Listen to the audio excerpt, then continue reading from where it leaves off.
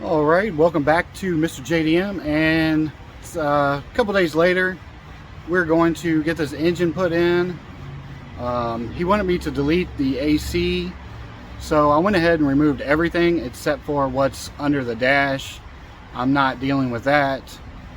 As you can see, we got all this removed, the dryer and all the lines. But what's next for today is we're going to get this engine put in. I still got to get the wiring. I'm going to upgrade the injectors to ODB, oh dirty bastards, OBD1, because I want to get rid of the resistor box, but I am having trouble locating a 92 through 95 Civic wiring harness.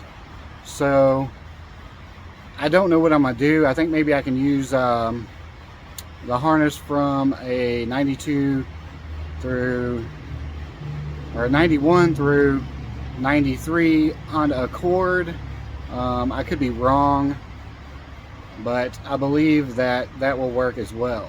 So we'll see. I need to head to the junkyard, but we'll do that on another day in another video. So let's get started getting this engine put in. All right, I went ahead and removed the T bracket and the front piece of the bumper, the filler. It is not necessary, but I think it'll make it, it'll help with getting the engine in. It'll give me more room. Another thing he wants me to delete is the canister here.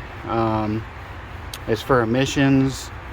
He assures me that this is going to be a track car only, so this should not be a problem with the EPA. I don't know, it may be, but it's not my car. I'm not driving it on the street.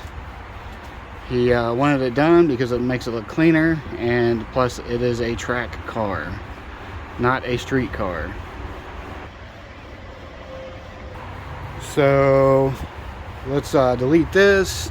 We just got to pull these two lines, pull this one at the bottom.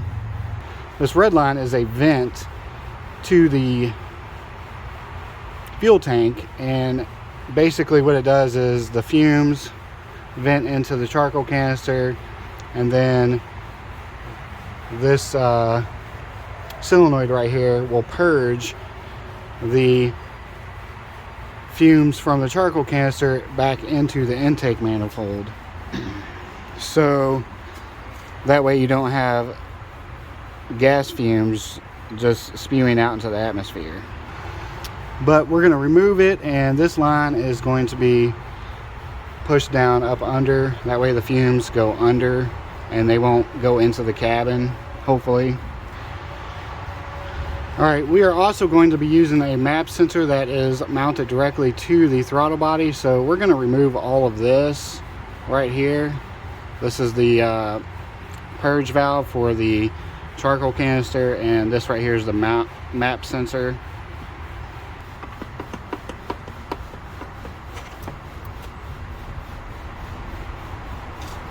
Basically, you got one screw, and then it has a little thing that slides into here. Pretty simple to remove, and that's basically it. Another thing I'm going to replace is the fuel filter and the bracket from the one that was on the CRX, just because number one, the hose is different, and number two, this one's all rusty and looks gross. This one's all nice and clean, and I think it's new. So alright, and next we have a mount that was pulled from the CRX. It's aftermarket, so we're gonna replace the factory one. I mean, that one looks like it's in really good shape, but we got to put this in anyway because the fork for the B series is wider, and this fits in there, where this one is thinner, and so it wouldn't work.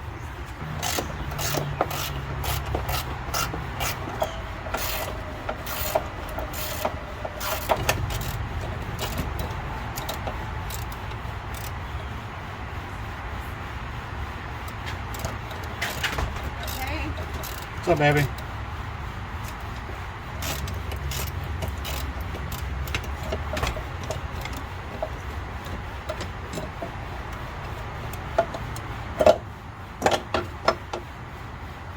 All right, there was a second bolt up underneath here.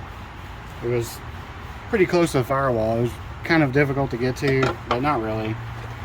Just use a extension and a short socket. So the EF chassis is already set up for a B series. It already has the second hole, and that is for the B series mount.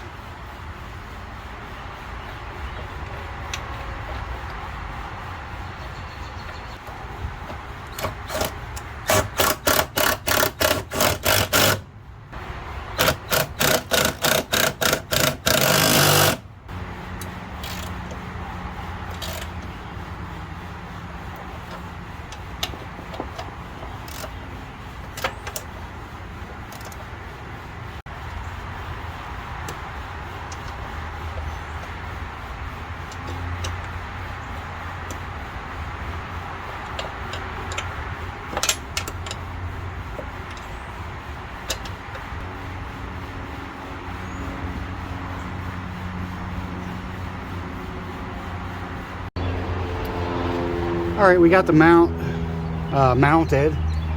The back bolt is a little harder to get to, so you have to use a wrench. But as you can see, the difference between the two is much wider.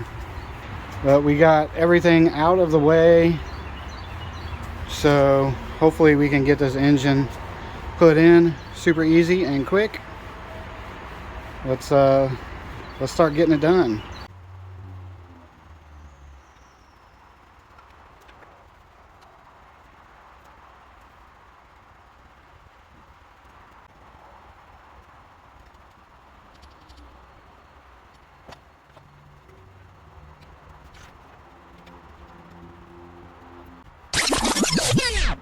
Bruh. So on the transmission here, we got the mount that goes over here, and then it's got the two bolts that hold it down. But the problem is they're stripped.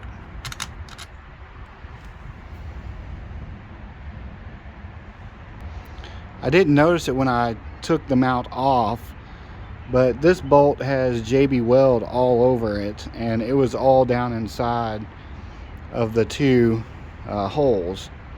So, you know, I guess I could drill it out bigger, rethread it, put a bigger bolt in, or I can try to helicoil it. And luckily, I have a set of helicoils, and the biggest one will work. So hopefully this will work and hold the mount on here tight. If not, then it's going to be a problem. Alright, so I'm in the middle of editing this video, and it's going to be like 35 minutes long. So I'm going to go ahead and end it here, and in the next video we'll pick back up solving our problem with the stripped threads in the transmission. And then we have another problem that we need to address. I mean, not so much a problem, just something I forgot before I put the engine in. So we'll address both of those in the next video, and we'll get the engine put in.